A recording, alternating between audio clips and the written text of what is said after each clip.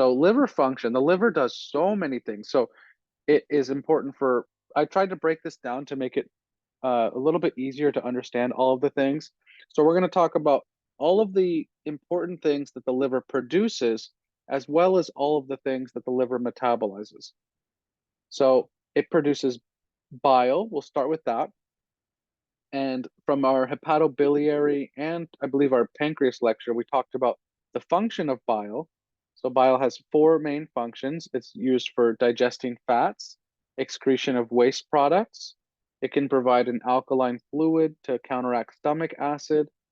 And bile also has bactericidal activity against microorganisms. And if you wanted to hear more about the functions of bile, please check out the hepatobiliary lecture where I go into great detail in the physiology section as well. So here, for the bile liver function, I'm just going to remove the artery and vein for a moment just to so you can see that bile is flowing from this central vein out into the portal triad. So what that looks like is that the liver's creating bile, it's sending it out that central vein into the portal triad, into these ducts ultimately to be stored in the gallbladder. From there, when the gallbladder contracts, all that bile flows down and into our duodenum, and that can help with fat absorption. The liver produces a number of proteins, and this isn't even going to scratch the surface, but I wanted to let you know a few of the proteins so you're aware of that. So albumin is the most important one. 50% of the proteins in plasma that we have are albumin. And what it does, albumin is really useful because it for a few things. So it binds several different drugs, cations, fatty acids. So it's a really good carrier protein, and it binds certain substances that are floating in our plasma. But the most important thing that you need to recognize for step one is what albumin does regarding maintaining fluid within our intravascular space. So let's talk a little bit about hydrostatic and oncotic pressure.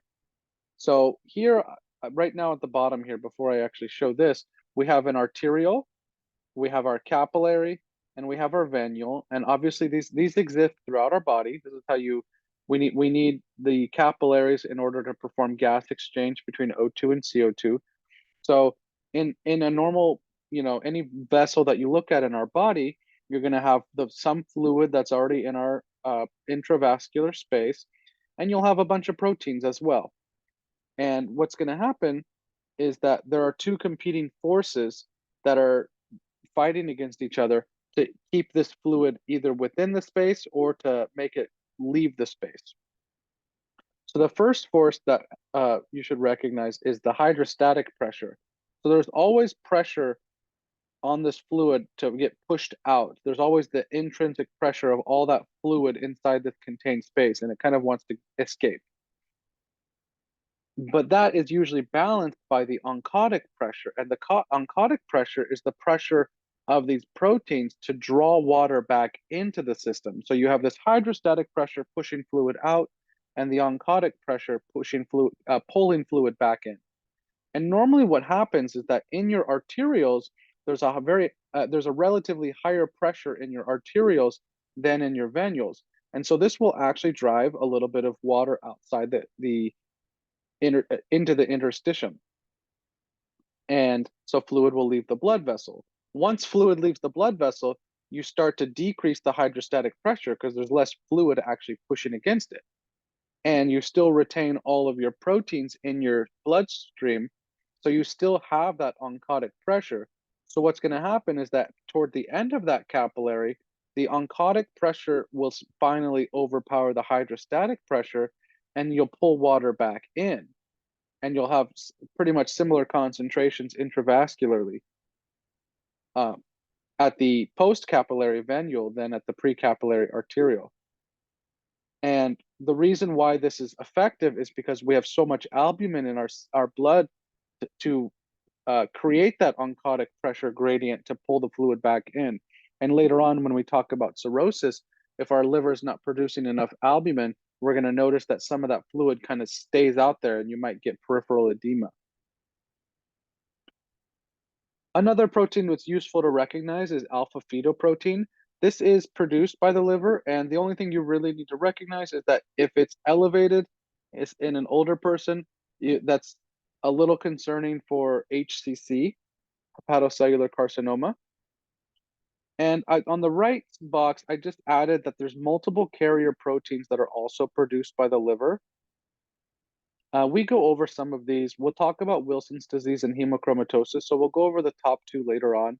But just recognize that many, many, many carrier proteins are dependent on appropriate liver function. The liver also produces coagulation factors. So it helps create all the vitamin K dependent coagulation factors, which are 2, 7, 9, 10, and protein C and S, which I highlighted on this screen to your right. And before I move on, just so we know, we'll talk about the coagulation cascade. Actually, we mentioned it in the pancreas lecture when I talked about DIC. But all you need to know is that this whole cascade, the whole point of this cascade is to form a fishnet fibrin clot. That's literally all it's for. That all these enzymes and everything, all these cofactors, it's just to form a clot. So you can imagine that if you have a decrease in your clotting factors, which we'll see later, that could predispose you to bleeding. So I'll talk about that later on. I just wanted to put that thought in the mind before we talk about cirrhosis later on. The liver also produces a compound called thrombopoietin, and thrombopoietin, or TPO, is produced in the liver and the kidneys, and it can regulate platelet production by inducing megakaryocyte maturation and differentiation. So what does that even mean? Well, here is an immature megakaryocyte. So basically what's happening is our bone marrow is producing platelets all the time. It's constant turnover. Platelets do not have a long life. I could be wrong. I'm pretty sure they only live like 1 to 3 days or something ridiculously low. But basically, in our bone marrow, when we have our megakaryocytes, they're immature ones, it needs a little bit of help from the liver and the kidneys. And that help comes in the form of TPO. TPO, what it does is it'll tell these immature megakaryocytes to start growing. And so these immature megakaryocytes will grow into mature megakaryocytes. And then all these projections actually become the platelets that we see navigating our bloodstream. It also helps to produce glucose. So that's in a few different ways. The liver can regulate this through two primary mechanisms that I'll go over.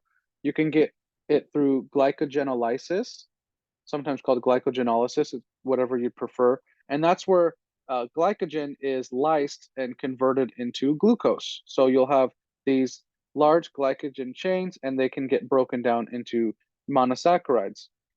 Another way that we can get glucose through our liver is through the process of gluconeogenesis, which, as the name kind of suggests, is basically new sugar genesis.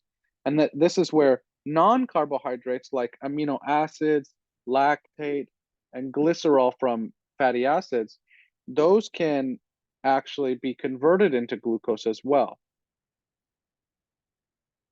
So instead of talking about liver production now, let's move on to some of the things that the liver can metabolize. So as you probably know already, the liver is vital to metabolizing numerous drugs. I'm not going to go over all the different P450 enzymes, but I just wanted to point out from our previous chart on anatomy that most of these P450 enzymes live in the centrilobular zone, or zone 3. It also helps metabolize ammonia. And so ammonia is a potentially toxic byproduct of digestion. And fortunately, we have a way to convert ammonia into urea, and then urea can be excreted by the kidneys in our urine. So how does this work? Well, imagine if you have ammonia here, liver can help convert this to urea. And what I'll talk about this later in the clinical conditions section. If you have an accumulation of ammonia in your body, perhaps due to liver dysfunction, for instance, you could end up with hepatic encephalopathy. And there's the example. If your liver's not working, you can have hepatic encephalopathy. The liver also helps to metabolize estrogen, and that's through the same P450 enzymes that we discussed earlier for other drugs. It's really important for portal vein fluid. as well. As you can see, all of the portal vein fluid ends up coming into the liver, so we need the liver to metabolize all that. And again, you can see it, all the portal vein fluid draining from here, the portal triad into the central vein. And the last thing I think it's important to realize is that the liver can it's kind of a metabolism of bilirubin, where it can help create a more soluble form of bilirubin. And recall from our previous lectures that our red blood cells are being turned over on a constant basis. They last around 3 months, I believe. And when RBCs break down, they produce unconjugated bilirubin. And that unconjugated bilirubin is water unsoluble. So if that unconjugated bilirubin tried to escape through the kidneys would just spit it back out because they wouldn't be able to filter that insoluble item. So instead, the unconjugated bilirubin makes it to the liver where it gets conjugated by UDP glucosyltransferase, which we'll talk about later as well. And this conjugated bilirubin is a component of our bile, and then that can eventually be secreted into our GI tract and then excreted in the feces. And here is our pictorial representation of the metabolism. So you have unconjugated bilirubin, it goes through the liver and creates conjugated bilirubin, and that's done by this bilirubin UDP glucosylrenyl. So I don't even know. I'm not even going to try it. Let's just call it UGT now. Glucuronidyltransferase. Okay, we got it. So UGT is the big enzyme that's responsible for helping to create a more water-soluble compound.